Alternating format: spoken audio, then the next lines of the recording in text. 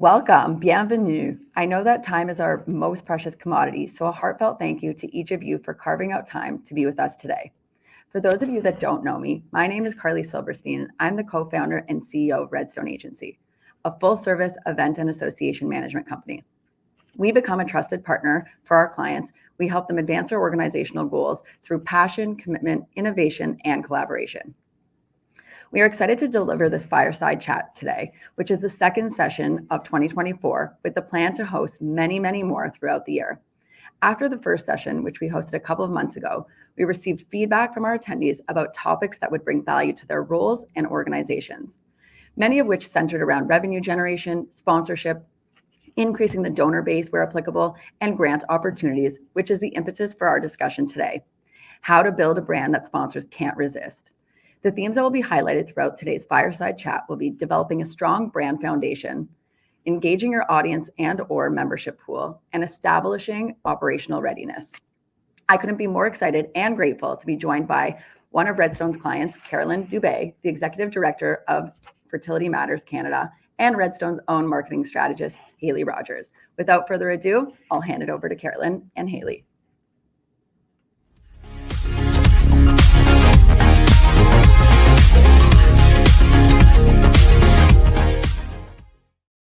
Hi, Carolynn. Hi, Hailey. Hi, thank you so much for being here. I'm so excited for this conversation. And also thank you, Carly, for that amazing introduction.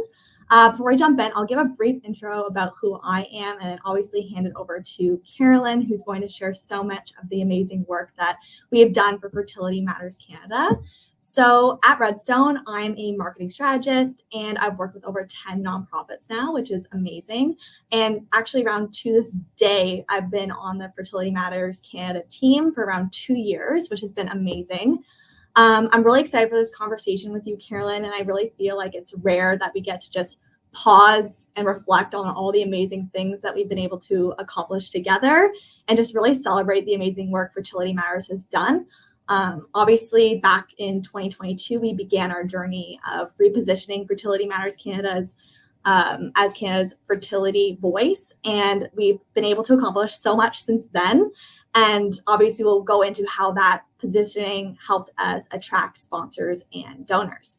So before we get into the meat and potatoes, I would really love for you, Carolynn, to share with us about how Fertility Matters Canada led you to partnering with Redstone and just the journey in general. Yeah, thank you, Hailey, for this. And you're right, we never get to sit and sort of like pause.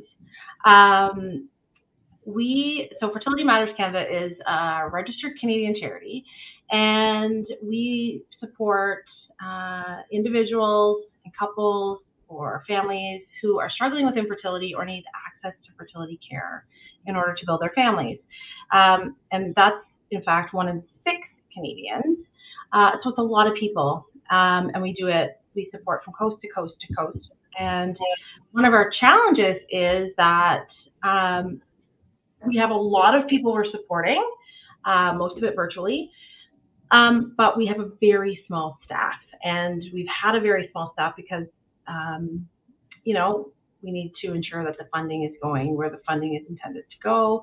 And so when we were doing strategic planning as an organization, our board of directors, 2.5 years ago, I guess, I was going through a SWOT analysis, and part of that was reaching out to companies like ours, and our sister company in the U.S. I say sister company, but they do very similar work in the U.S.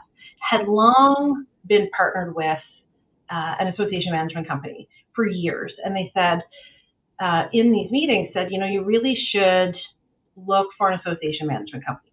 We were where you were, and we were able to partner and then scale our business, and it allowed the staff of the charity to focus on the mission work and get the support from the association management company on the other side. And so I took that information, I took it back to the board, and I actually wasn't that familiar, to be honest, with an association management company and the work that we did. We did an RFP, and I know Carly, when she and I met, I knew instantly that that Redstone was the right fit. Sometimes you're in a meeting and you think, it's just, you just know when you're going to gel or mesh with someone. And I've told that to Carly, I think several times, and I'm sure I've told you. And yeah, almost probably 2 years to the day you started working with us, and it's been really exciting ever since. What was really nice is that we were able to sit with Carly and the team and say, okay, this is like our needs. We don't actually know what we need. We know where we need support.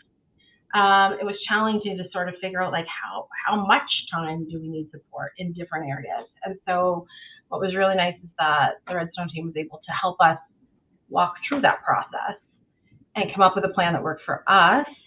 And so now for 2 years, we've had Redstone support on several different areas, but especially marketing and communications,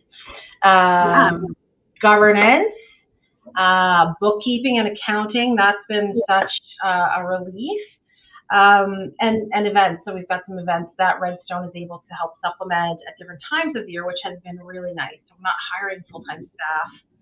I'm hiring specialties to work certain amount of weeks, a certain number of hours per month to help support the work that we do. Yeah, totally. So I remember I got brought on, I think around this time 2 years ago, and I'm really, really excited because I, outside of Redstone, run my own charity, and a lot of times we get associations because we are an association management company, but all the work that we do can equally apply to charities. Essentially, if you're outsourcing your operations, any nonprofit can benefit from partnering with an AMC, which is incredible. And since being able to work with you, we've been able to attract other charities and build their capacity. And I think it's been really special working with Fertility Matters because of the mission-driven work that you guys have been able to do and excel. I think the biggest thing I got really excited about was I think I was doing your community management during Canadian Fertility Awareness Week in 2022. At the time, I think it was Infertility Awareness Week. Yep. And I could not get over the level of engagement of your community. It's honestly a marketer's dream to have a really, really, really engaged audience. And although it was small, it was so mighty. And I felt like I landed the perfect opportunity to build my career in this space, particularly with charities. So that was like kind of like a big catalyst for me in terms of, having opportunities to really scale and grow a platform. You mentioned SWOT analysis when you were talking there about, so for those who don't know, a SWOT analysis is a strengths, weaknesses, opportunities, and threats. It's an internal assessment, but it's also an external assessment of your organization's positioning. So from like an internal lens, you look at your strengths and weaknesses.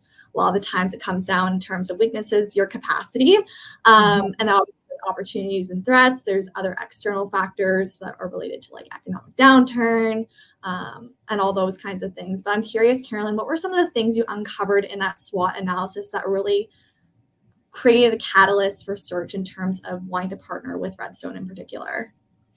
So, well, of course, that interview with our friends in the US was the biggest catalyst. Having a trusted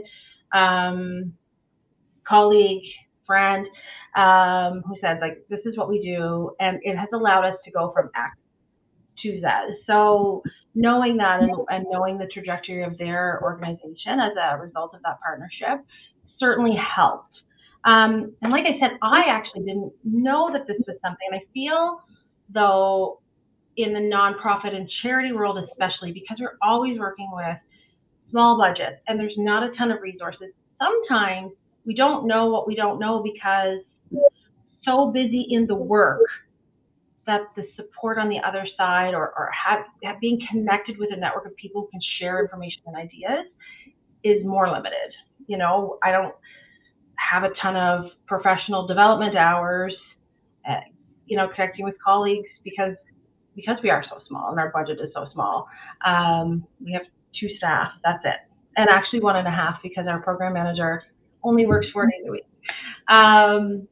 So that I actually didn't know, and I thought, and now it's something that I use because it helped us so much. I talk about it with other charities and nonprofits and groups that I work with to say, hey, have you considered this? It's worth a conversation to explore, to see if it could be a good fit. So that was number one. We also knew what our strengths were. We know we are the only organization in Canada that is supporting patients and those who need access to information about reproductive health options or family building options, like on a national level. So we knew the work that we were doing is not only really unique because no one else was doing it, but also so many people need it. And our support groups had so many people in them. And we were working with all the fertility clinics, and there was this gap of, how do we connect the experts to the patients so that they get the information? And so we knew what our strengths were. We just needed to understand how we could get it to more people.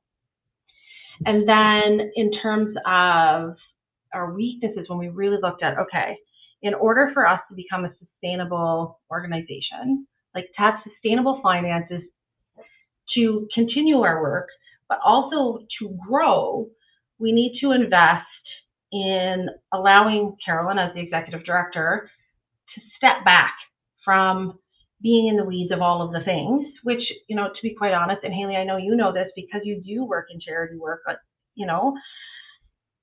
you end up a lot of times being in the weeds of a lot of things and like being in program management meetings. And this is an aside in the rabbit hole, but I had an aha moment with you a month ago when you said to me, it's very rare that I think I'm the only executive director you meet with on marketing things, but that's because it's sort of been that way. And we only have half another staff person to kind of participate. So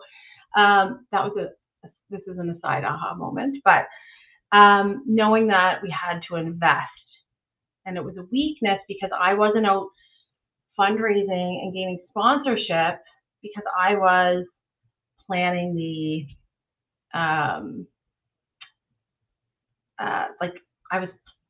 planning the events, and I was actually doing the social media. So when you came in, we were going into Canadian Fertility Awareness Week. It is an awareness week that we started in 2007.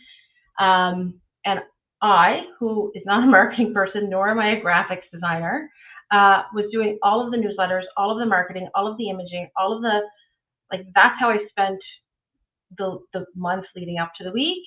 And then I was burnt out, and I wasn't focused on any other thing but getting this event off the ground. So we knew that was a major area of where we could use other groups to support us. So those were the big things. And then we ended up having another board member who had experience with association management companies and was able to help advise us to say, okay, yes, this is how a group can help support the work that we're doing, and we think it is a good investment. And so the board came together, and that's how we kind of made the decision to start the exploration. Awesome. Yeah, well, I was so excited to get on and start working with you, and I really appreciated how much you appreciated the power of digitization in terms of expanding your mission and your reach. I know sometimes there's a lot of resistance in terms of leveraging technology, social media, all those things, but it's absolutely essential in terms of maintaining organizational longevity, especially with the case of fertility in the health sector. I think, Gen Z is the next gen in terms of who you're going to be targeting. And I think that's great that you're so open in terms of, wanting to really invest the marketing dollars. I think that that's often the lesser of the priorities for many organizations. And at the end of the day, when you're investing in marketing, your impact is substantially growing more and more over time as you reach more people. And as you said, what you don't know, you don't know. So I think as we started our partnership, what I thought was really, really great was your openness in terms of allowing me the time to understand your organization so that we could reposition you in such a way that you were viewed as the #1 Canadian fertility advocacy organization, the only Canadian fertility advocacy organization, right? So I thought that was really great, and giving the time and patience in terms of repositioning, because it does take time, especially from an organic marketing lens. So for those who don't know, organic marketing is allowing your audience to come to you naturally without paid ads. So it's a long game, but at the same time, since partnering, we've grown our entire audience by 40% in less than 2 years, which is absolutely incredible. And I even know some of the amazing campaigns we've run, which I'm sure we'll speak to, have reached over 1 million people, which is amazing, especially without the paid ads. So I think, again, like just your openness to digitization and like allowing us the time to really take an audit of your branding is what really gave you the oomph that you needed. You already had the community. It was just about getting it in the eyes of other people, which was really key. Yeah, exactly. And that was one of the things that I really appreciated about you working with you, is that, I mean, you were thrown into this very niche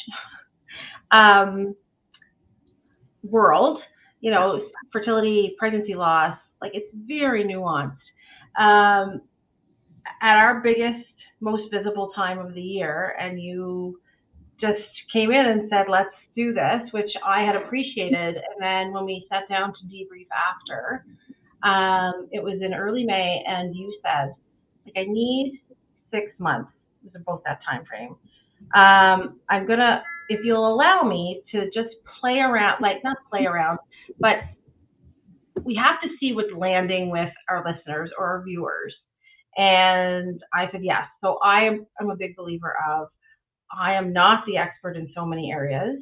And even if I am the expert in some areas, there's always opportunity to grow and learn, and you can't stay stagnant if you want to, you know, scale and grow.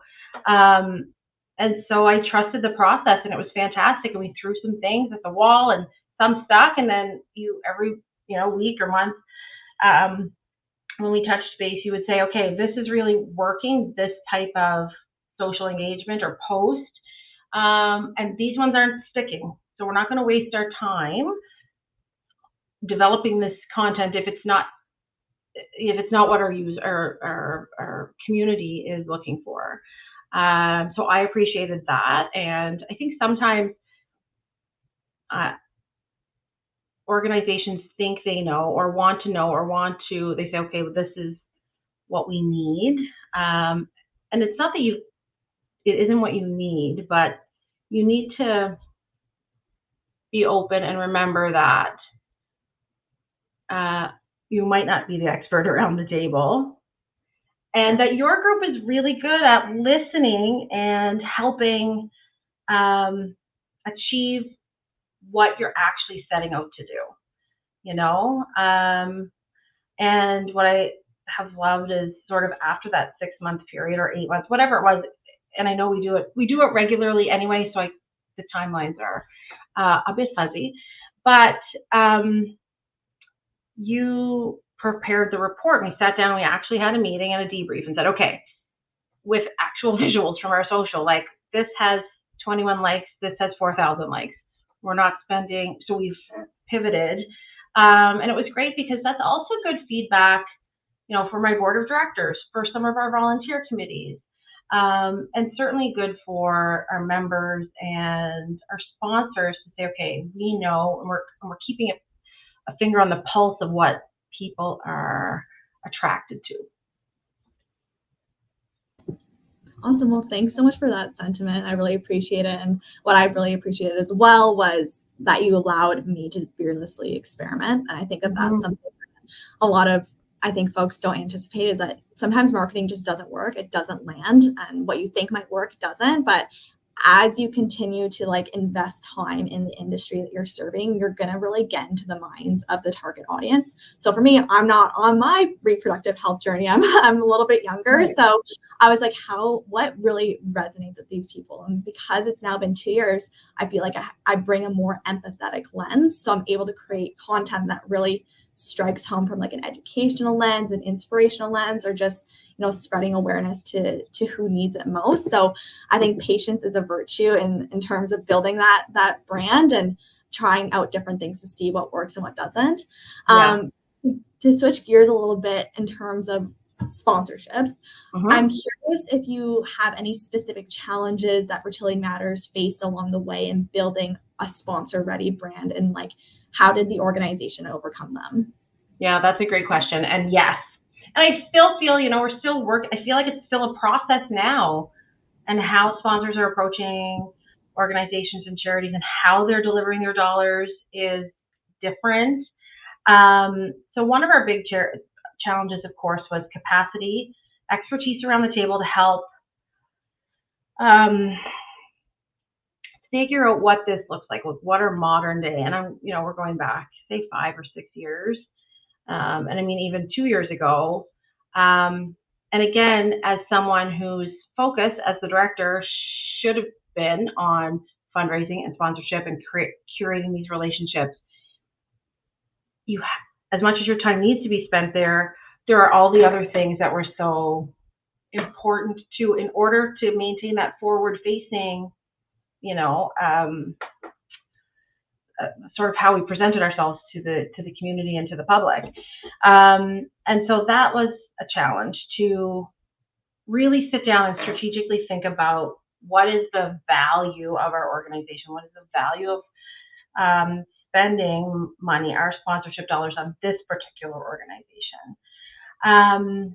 And to be honest, sometimes we even floundered in terms of, like, as we were growing, there are growing pains, and then as the world is changing in terms of like what people needed 10 years ago for support and education, or even what was available to people 5 to 10 years ago, is different. And so it's because it's constantly changing, just trying to keep up with, this is the sponsorship package we've been using for the last 5 years, because we didn't really invest the time to sort of sit and look at it. Again, it was hard to like pay someone to do that because we didn't have a huge budget. And it was easy to just kind of move forward with what we had. So that was a huge challenge now in the past 2 years. And I'm going to say even in the last 6 months or so, I have seen a significant shift in how FMC is viewed and who is now approaching us to have conversations about partnerships. And it's interesting because we used to be the ones going out and asking. And our value proposition was, we are the voice of the Canadian fertility patient. And a lot of times we'd hear back, well, how many people are you getting in front of? How is this you're going to market me in order for me to pay you a sponsorship dollar? And the conversations have really changed because we have positioned ourselves as the voice of the Canadian fertility patient. And we are a trusted organization, and we do work with almost every Canadian fertility clinic and so many fertility experts. And as a result of how we're showing up and how people are seeing us in the content that we're having, but also the relationships that we're building, sponsors are now coming to us. And I know you and I have talked about this in the last couple of weeks. I'm thinking, holy smokes, just the work that I used to have to put in to make the connection and then hear back and do all the things. Like, it's so nice to be on the other side, to say people see the value in the work that we do and are interested in supporting our brand, and in turn allowing us to reach more for people who need access to fertility care in the country. Yeah, absolutely. And even myself, I've been getting looped into more conversations with potential sponsors. And I really, really think that it came down to the fact that you really valued me capturing data. A lot of my time is spent investing time in analyzing. And I think a lot of the times people get caught up in the execution. And if you're doing just complete execution, you're going about marketing blindly or in building your brand blindly, and you're not going to get the results that you want. But because you've given me the hours to like really dig into the weeds and also just try things out and see what works and what doesn't, we've been able to successfully build a brand that's data driven and also backed by stories. And also just like, I know we've created sponsorship proposals and they're all data backed. We can give them our audience size. We can give them our reach size.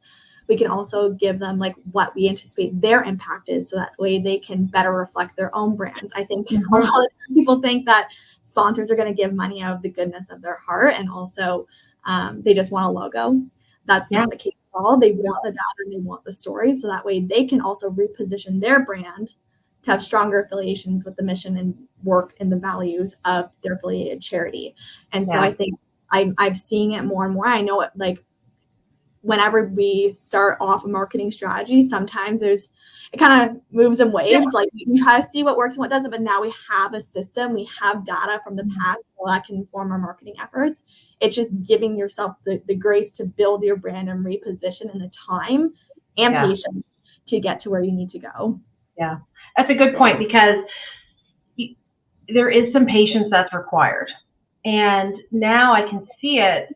You know, Hailey, you and I were in a meeting late last week, early this week, with a potential sponsor, and we knew for this particular event how many views or eyes were on us as an organization and this event last year. And now seeing the growth, we know what we can anticipate, and it's actually double from where we were a year ago. And so when I can see it in the conversation, when you're having this conversation with someone, to say, oh, wow, that's actually quite something, you know? And if you think, like, it's from a fundraising perspective, for example, if you're doing an event and you raise $150,000 last year, that's a tangible number. People are like, oh, and then you say, this year we're going to raise 200,000, and people say, okay, let's get there. But you can see that shift in time. And it's so important, you know, and I think about what I've learned from you, especially. And again, I did not come from a marketing background. And the trends on all of the different things are shifting all the time. And so what I learned from you is, you know, the importance of an impact report and what should go into your impact reports and how do you do them.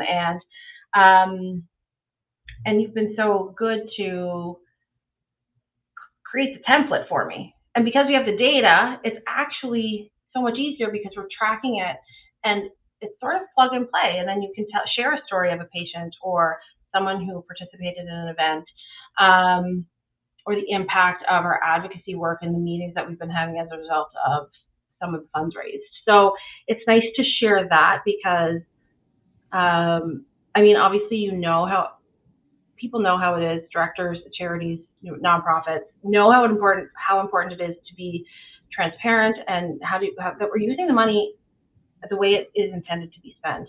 But again, creating an impact report is a lot of work. So to have your support being able to create this that's user-friendly and easy to digest for our sponsors has been so amazing.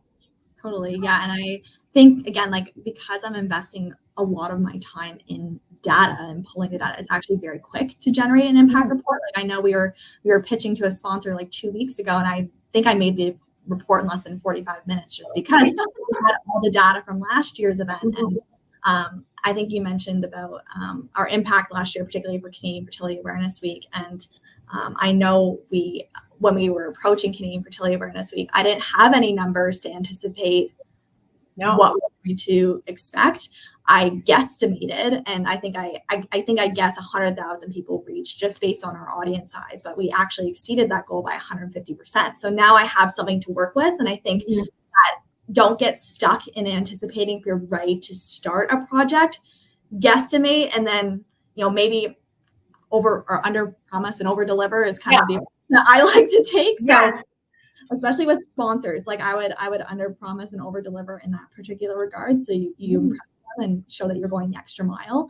But I know we just talked quickly about CFAW, but I'd love for you to highlight some of the specific programs, campaigns, or initiatives that, you know, were particularly instrumental in Fertility Matters' success in attracting sponsors with our support. Sure. So we've got two major ones for sure. Actually, now we've got a couple more. 4 now, really. So when we started a year ago, 2 years ago, we had Canadian Fertility Awareness Week, and you know it was exhausting. Like, it is a big haul to pull that off. And so what was really nice is 2 years ago, actually, one of the major successes of this campaign was 2 years ago. It was called Canadian Infertility Awareness Week, and there's a big shift. Infertility's got a negative connotation, but also it's not as inclusive of all the family building methods, and even just in the spectrum of reproductive health for young people who are concerned about fertility preservation, and you know, as you're moving into maybe postpartum after an IVF cycle. So Redstone, your team was able to help us rebrand to Canadian Fertility Awareness Week. And we launched that last year, and the feedback was astounding. I knew it would be important. I know there's a global shift, but I was so happy to see the feedback from people saying, holy smokes, like that is an important change. It's important for language.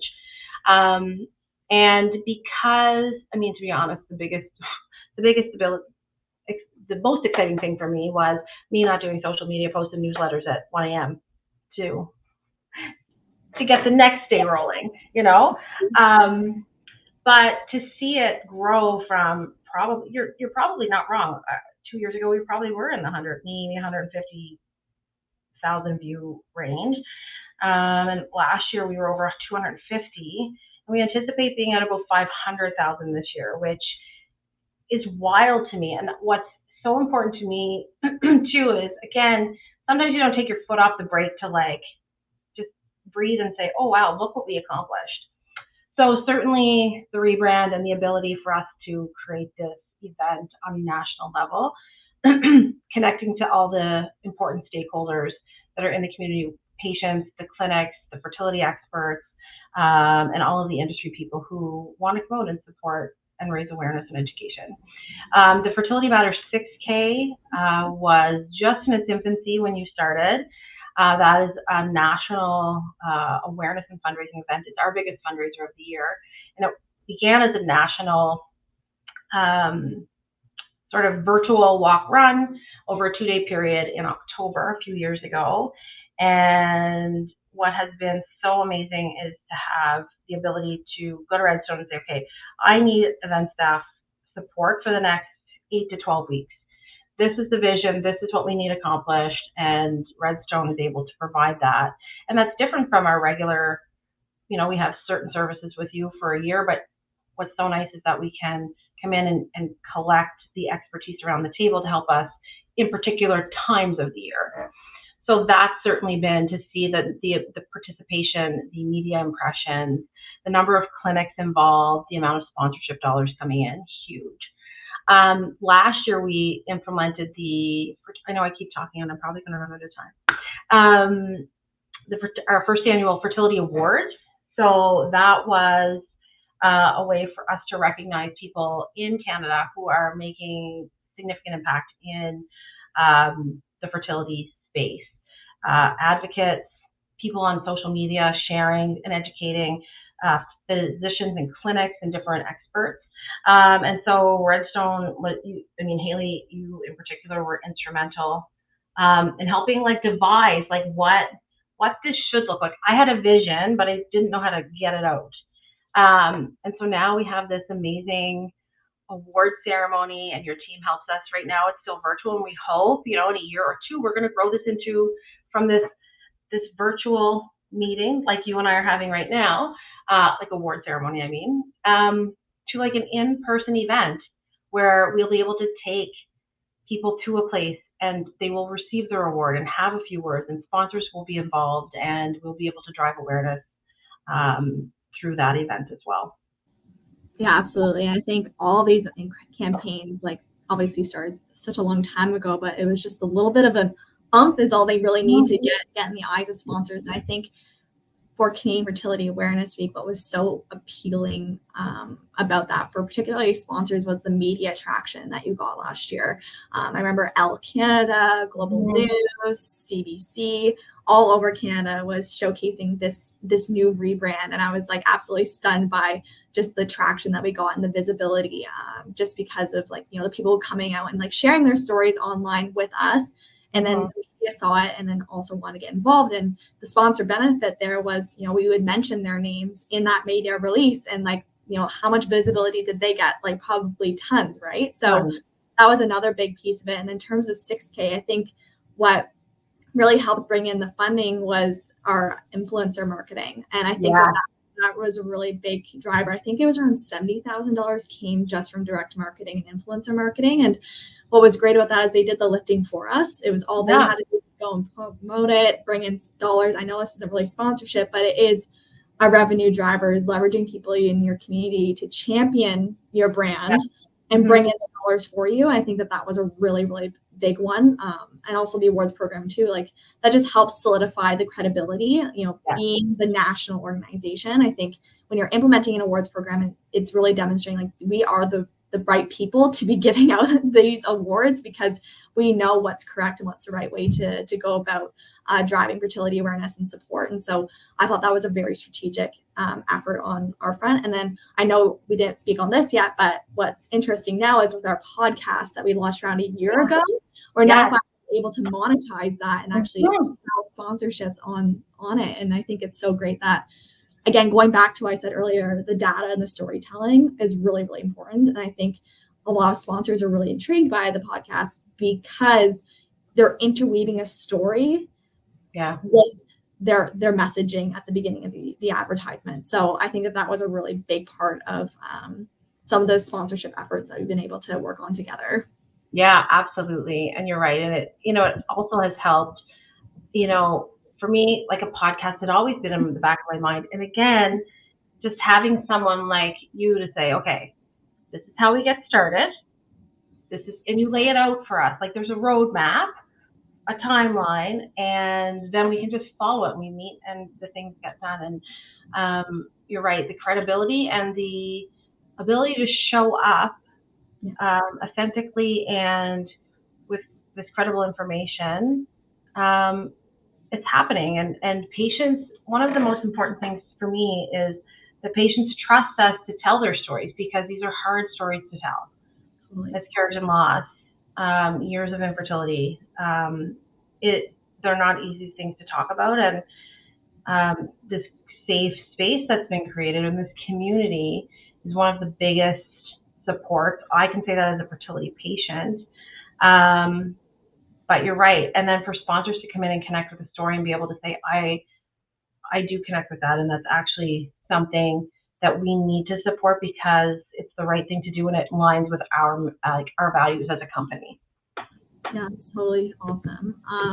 I had another question for you, like based on everything we've talked about in our journey and our partnership, like knowing what you know now, like what strategies do you recommend for nonprofits seeking to maximize their digital impact on potential sponsors? So I definitely agree. I definitely think get the experts that like in the room. Don't do if you're not a digital marketing strategist, you need one, or and you might not be able to hire them full time, but certainly you don't work for me full time, but you certainly have enough hours that we are able to be strategic in our work, and to it is a process, and you have to. What I have learned is you have to trust. You have to. I trust the process, but you have to allow the space to figure out what works. Like you can't expect someone to come in and a week from now have this fantastic event that hits all the targets and all the media points. Like that's not reality. So have a bit of patience and start now. Like put it in your strategy, do a strategic plan, think about it, and then maybe check, like if you're a small charity like me or nonprofit, look at your budget and say, okay, can we earmark X number of dollars in our budget this year? Is there space that we could cut? Can I be more strategic on an additional sponsorship to help support this? So trusting, and I think the biggest thing for me, I probably said the biggest thing for me a couple of times now, but something that was so key was the relationship that I had created and the trust that I had created in my initial interview with Carly, because you showed up, they showed up, and they knew my organization. They had done some research. They understood. So what you have to do is create a relationship. Like, so if it was a digital market strategist or a marketing person, spend time on building the relationship with that person. Get someone who I trust you implicitly. And I know that my brand is in such good hands with you. You do our marketing. We meet, we touch base. give you information. Sometimes it's later than you would like me to send it to you. But we have that relationship. And I think that is one of the key pieces to create this relationship of trust, that this person is going to do the best job for your brand. That's been key for us. And I know that my association, and therefore my donor and sponsor dollars, are also well taken care of, and that we can showcase, this is how we're spending your hard-earned dollars to help support this mission that is so incredibly important. Awesome. Well, thanks so much for that. It literally made my day. Yeah, of course. I think with the sponsor, the biggest thing that you mentioned was trust. And I think patience, again, I said it earlier a couple of times, was patience is a virtue. It really, I gave you a timeline of 3 to 6 months of me really getting to know your brand and creating content around that brand that resonates with your audience, whether it be from like a patient perspective, a clinic perspective, sponsor perspective. It takes time. And I think every relationship with the digital strategist that you work with is going to look differently in terms of timing. Sometimes it can take up to a year of really like diving into the industry and really assessing what you need. But once you get over that hump, then you can see the acceleration. I think sometimes it can be challenging, especially when you're not getting immediate results. It's a long-term game. I always try to emphasize that, especially in the nonprofit sector, because most of the time you're relying on organic marketing. You're not relying on paid ads. So again, like patience is so key. And building that relationship, because we were able to build a relationship, you were able to funnel information to me very, very quickly. I was able to learn from you. I was able to understand how your brain works, because everyone's brain works differently, right? I always say that. Hailey knows my brain. I will say to whoever we're meeting with, it's okay. Hailey knows what I'm talking about. She will, but you get it because you also took the time. And I think that that's an important piece. Whether it's someone at Redstone or someone somewhere else, that relationship and getting the person that's like, I know what, because not all the time we can articulate what we mean. We were in a meeting earlier today, and I was like, okay, I know we're creating this journal, and it wasn't landing with me 100%, but we have a relationship, and Jason from your team was there, and we were saying, I was like, okay, it's just for me, and I'm like, I know branding is important, but I needed you to talk me through the process. And so that's another piece of advice, is just, again, like, I didn't shut down the idea. It was just like, I needed to sort of let it muddle for a bit to be like, okay. And then we made a couple of adjustments, and then I was like, all right, that feels better.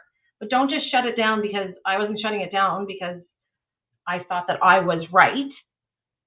You have to sort of be open to the feedback from the people to know that they're doing this based on what's best for your brand.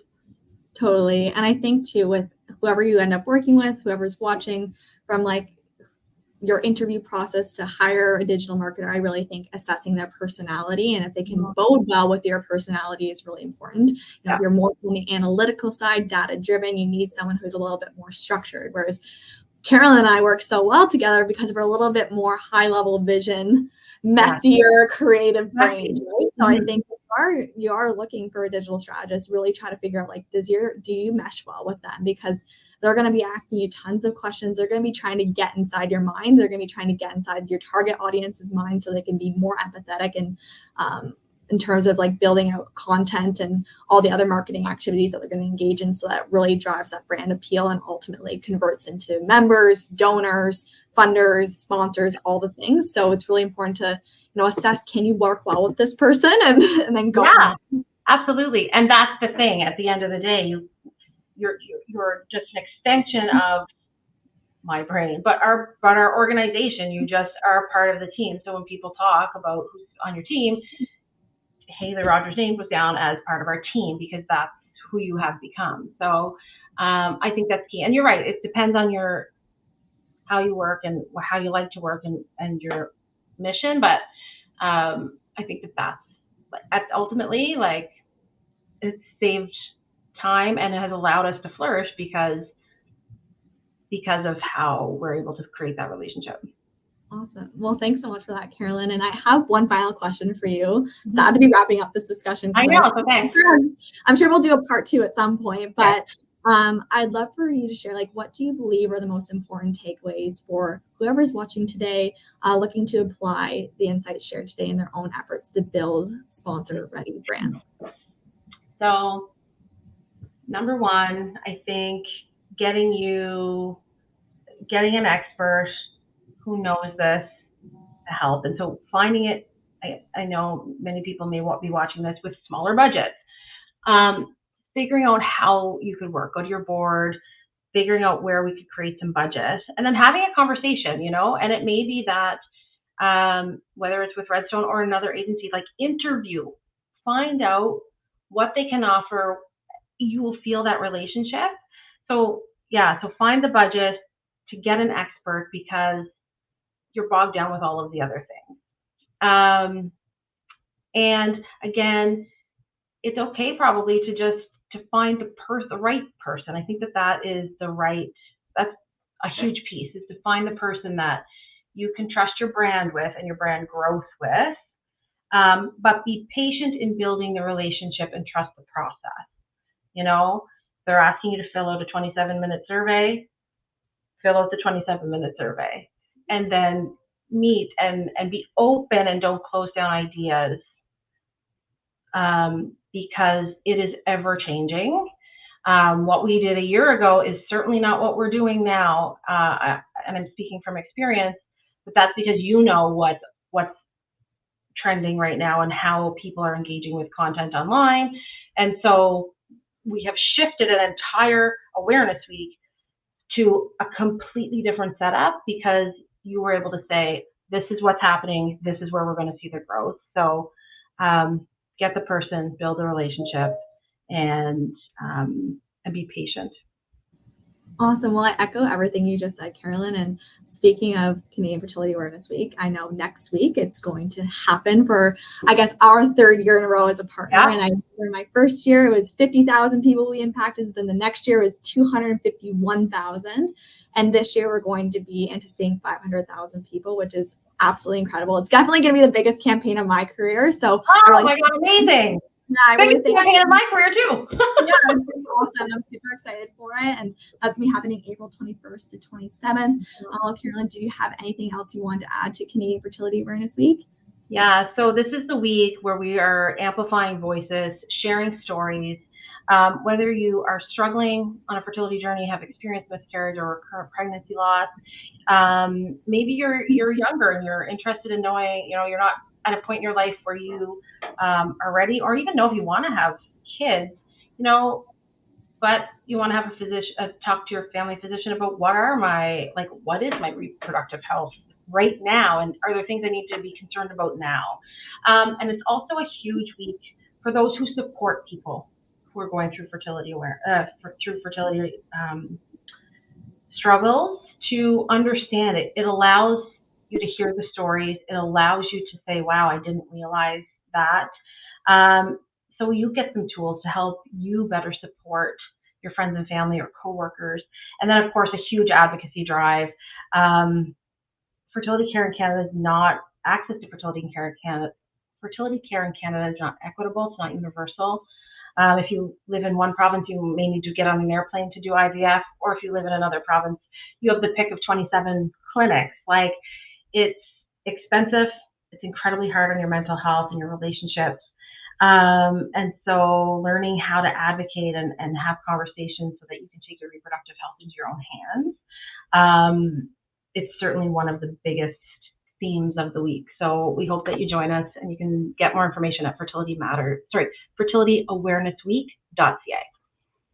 Awesome. Well, thank you so much, Carolyn. I'll just leave it off on a final note. Everyone here today, thank you so much for tuning in. I would recommend doing a SWOT analysis around your strategic planning session. Assess, where is your brand at? Is it where you want to be? Do you want to grow more? And then from there, assess how can you get your brand sponsor ready? And I think with Carolynn's insights here today, I think it'll empower you to do just that. And again, thank you so much, Carolynn, for making time to chat with me. And thank you, Hailey. This was awesome. Yeah, absolutely. I cannot wait for Canadian Fertility Awareness Week. I know, me too. Thanks for all your help. Awesome. Thank you, everyone.